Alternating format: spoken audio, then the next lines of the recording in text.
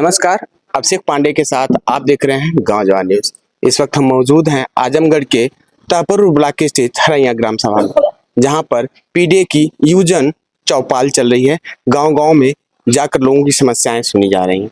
इसी के तहत यूजन के जिला अध्यक्ष हमारे साथ मौजूद हैं। हम उनसे जानते हैं, उनका परिचय जानते हुए कि यह जो चौपाल लगाई जा रही है उसके विषय में लोगों को क्या क्या जानकारियां दी जा रही हैं। क्या शुभ नाम है आपका? मेरा नाम दुर्गेश यादव है। मैं पूर्व अध्यक्ष रहा हूँ डीएवी कॉलेज, वर्तमान में जिला अध्यक्ष हूँ समाजवादी युवजन सभा। आज आप एक चौपाल कर रहे हैं हरैया ग्राम सभा में। इस चौपाल का मुख्य उद्देश्य क्या है? ये पीडीए चौपाल है। ये अखिलेश यादव जी के दिशा निर्देश से पिछले 6 महीने से चल रही है। इसका एक माध्यम ये है कि गांव गांव जाइए, वहाँ के लोगों की समस्याएं सुनिए और हर वर्ग के लोगों को, जैसे ये तो मंच हो गया, ये गांव का हमारे प्रधान जी इन्होंने सजाया बुझाया, मगर यहाँ के आसपास पूरे बस्तियों के कई गांवों के लोग, वो किसी भी जाति और किसी भी धर्म के लोग हैं, यहाँ उनकी उपस्थिति रही। उन्होंने हमको बताया भी कुछ समझ जाओ कि हम लोग लिख रहे हैं। इसके माध्यम से अपने जिले के अधिकारियों तक, अपने शीर्ष नेताओं तक ले जाएंगे। उस मामले पे गहन विचार विमर्श किया जाएगा। अभी आप चर्चा कर रहे थे जातिगत को लेके, तो अभी जातिगत आरक्षण की बात करें, जातिगत जनगणना की बात करें, तो पीडीए उसका समर्थन करता है जी। इसको कैसे देखते हैं? बिल्कुल, जो जातिगत जनगणना तो होनी चाहिए। ये हमारे श्रद्धेय नेताजी ने भी इसकी आवाज उठाई थी, आदरणीय लालू जी ने भी इसकी आवाज उठाई। हमारे श्रद्धेय श्री अखिलेश यादव जो राष्ट्रीय अध्यक्ष जी हैं, ये भी लंबे समय से हम पीडीए के लोगों ने मांग कर रहे हैं कि जातिगत जनगणना जब हो जाएगी तो सबकी किसके कितनी संख्या है उसके हिसाब से उसको अधिकार मिल जाएगा। मगर उसमें भी सरकार की मंशा क्या है, ये महत्वपूर्ण चीजें हैं। लेकिन जातिगत जनगणना हो जाने के बाद लोगों में एक वैमनस्यता फैलेगा, एक अलग अलग समाज की भावना फैलेगी। इसको कैसे देखते हैं? इसको आप हो सकता है नेगेटिव समझ रहे हो, मैं इसको पॉजिटिव समझता हूँ। हम तो नहीं समझते कि वैमनस्यता फैलेगी, सबको उसका अधिकार मिल जाएगा। अच्छा, आपके घर में 5 सदस्य हैं जी, और किसकी क्या योग्यता है? सबकी योग्यता बराबर है, 5 उंगली बराबर तो है नहीं, तो किसकी संख्या बारी है उसके हिसाब से आरक्षण तय हो जाएगा, सबको अधिकार मिल जाएगा। क्या अधिकार के पीछे आप आरक्षण को दोषी मानते हैं? नहीं, जातिगत जनगणना होने के बाद क्लियर हो जाएगा कि किसकी कितनी संख्या है। जो प्रोपेगेंडा फैलाया गया कि 5 लोग ज्यादा नौकरी करते हैं, 6 लोग ज्यादा नौकरी करते हैं, 10 लोग, ऐसा कुछ नहीं है। जब जातिगत जनगणना हो जाएगी सबको उसके हिसाब से अधिकार मिल जाएंगे। यानी आपका कहने का मतलब जिसकी जितनी संख्या रहेगी उसकी उतनी भागीदारी मिलनी चाहिए। अच्छा जी। बीजेपी भी इसकी समर्थन करती है, जिसे आपने अभी निषाद जी का नाम लिया, राजभर जी, ओपी राजभर जी, वो भी इसका करते हैं। वो भी कई पार्टियां एक बना, निषाद पार्टी अपनी बनाए हैं, कुछ अनदर पार्टियां भी बनाई, जैसे प्रजापति लोगों की पार्टी बनाए हैं भागीदारी की। तो कैसे देखते हैं इसको? आप ओम प्रकाश राजभर जी की बात कर लीजिए, चाहे संजय निषाद जी की बात कर लीजिए, चाहे प्रजापति महोदय की बात कर लीजिए, ये सारे लोग कहीं ना कहीं समाजवादी लोगों से जुड़े थे।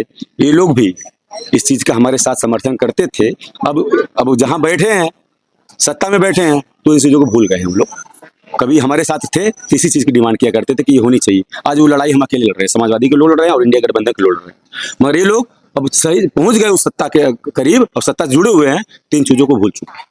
शिक्षा की बात आपने की, शिक्षा गिरती जा रही है। जैसे आपने एक जिक्र किया, पहले एक सेमेस्टर का देते थे फिर मिलती थी, तो क्या इस वक्त जो लोगों का शिक्षा में रुचि बढ़ा है, शिक्षा का स्तर बढ़ा है, लेकिन मोरालिटी डाउन हुई है, इसको कैसे देखते हैं आप?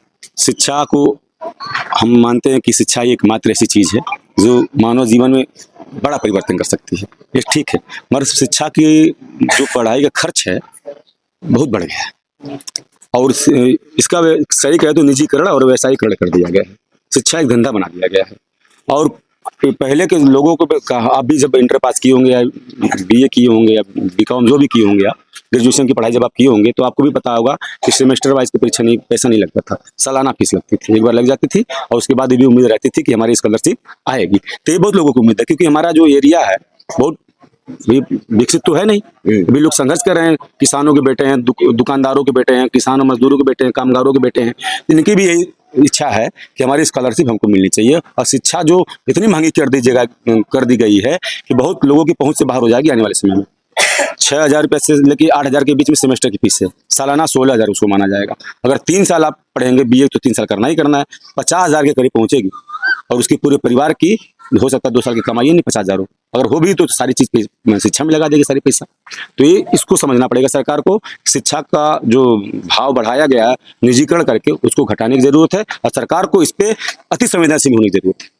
अभी आप यूजन के अध्यक्ष, सपा पीडीए के यूजन अध्यक्ष को सुन पा रहे थे, जिनका कहना है कि सरकार को मुख्य काम जो शिक्षा है और लोगों के बीच जो एक जातिगत जनगणना है उसको कराकर लोगों में समरसता का भाव, लोगों को जितनी हिस्सेदारी हो उस हिसाब से उनको जॉब मिलना चाहिए।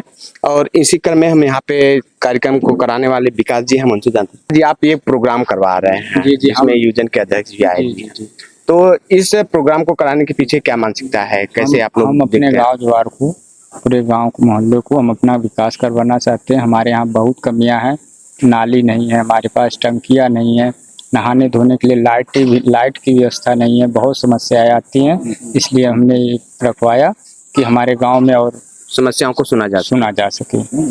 अभी आप विकास जी को सुन पा रहे थे। विकास जी का कहना है कि जो हमने चौपाल कराई है, इस चौपाल का मेन उद्देश्य है कि गांव की जो समस्याएं हैं वो अपने यूजन के अध्यक्ष के माध्यम से सरकार के कानों तक डाल सकें ताकि उस पर काम हो सके। कैमरा पर्सन राहुल के साथ अभिषेक पांडे, गांव जवार न्यूज।